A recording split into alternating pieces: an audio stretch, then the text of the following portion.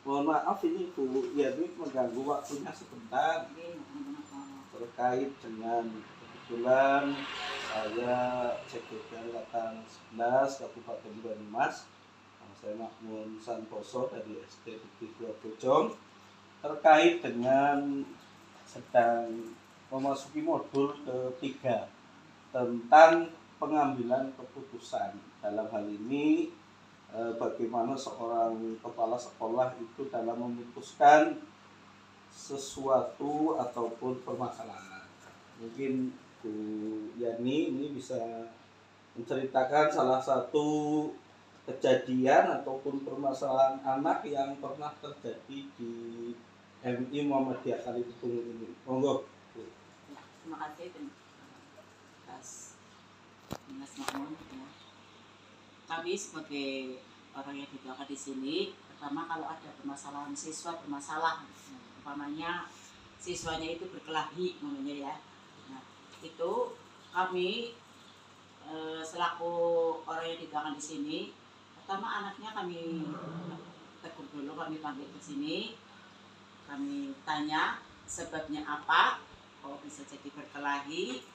Kemudian setelah kami tahu sebabnya apa, terus ternyata sudah diselesaikan oleh guru, kok tidak selesai juga, akhirnya sampai ke saya, dan akhirnya saya mendamaikan keduanya dengan cara yang pertama, keduanya supaya disuruh saling bersalaman, berpelukan, kemudian minta maaf.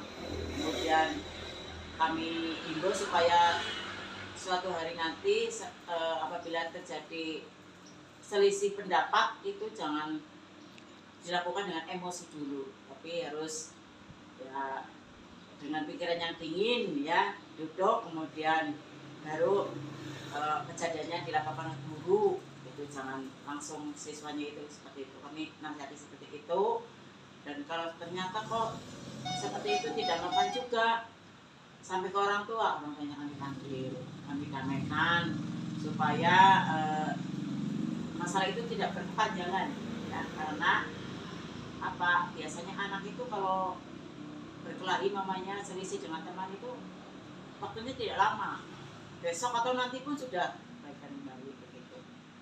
Itu mungkin dari kami, Pak.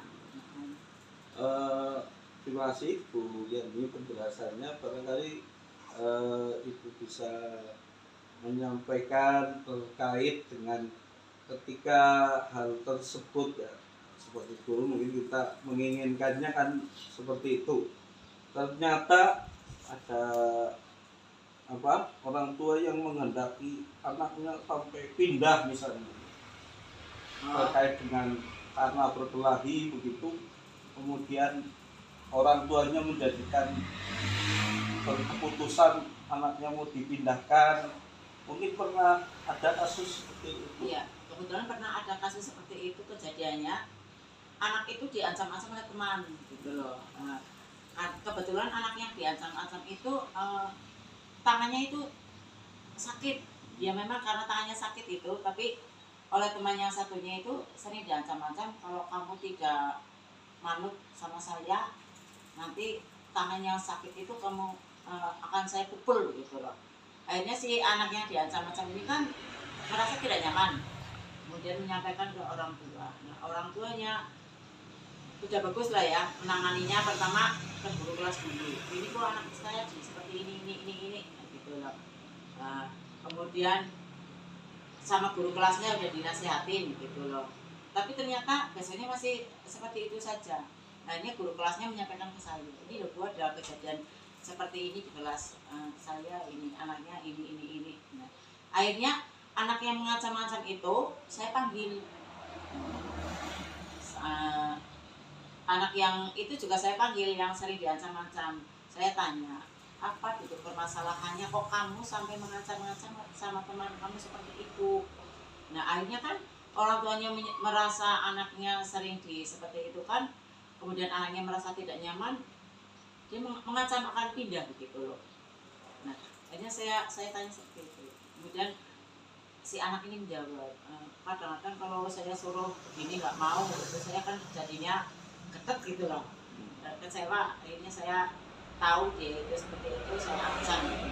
Akhirnya saya ngomong, kamu tidak boleh seperti itu namanya kamu sudah termasuk bully, tapi bully yang berat gitu loh. Itu kamu perlakuan seperti itu perlakuan yang dilakukan oleh preman, tapi kamu kan pelajar, kamu tidak boleh seperti itu. Kalau kamu seperti itu terus, nanti bu guru ambil keputusan kamu akan gugur skors.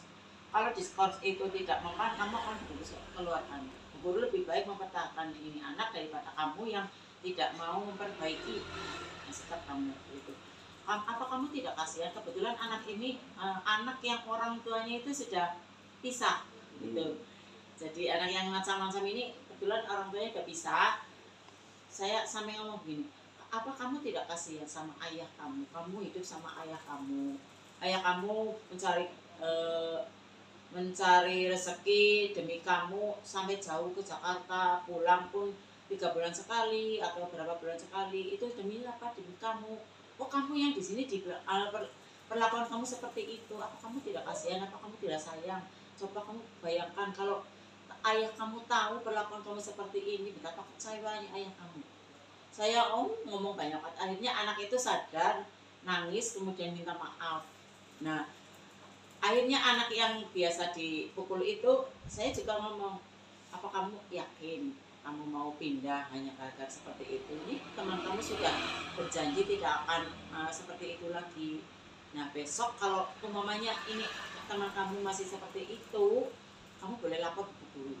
Kalau tetap masih seperti itu terus, nanti ini yang akan diguru keluarkan, bukan kamu.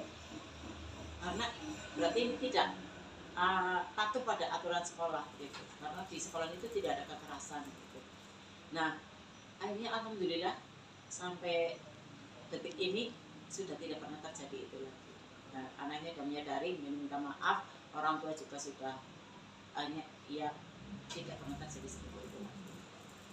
Terima kasih Ibu atas penjelasan dan pengalaman yang sudah Ibu sampaikan. Mudah-mudahan kami bisa mengambil hikmahnya dan mudah-mudahan ini juga bisa menjadi pelajaran untuk yang lain.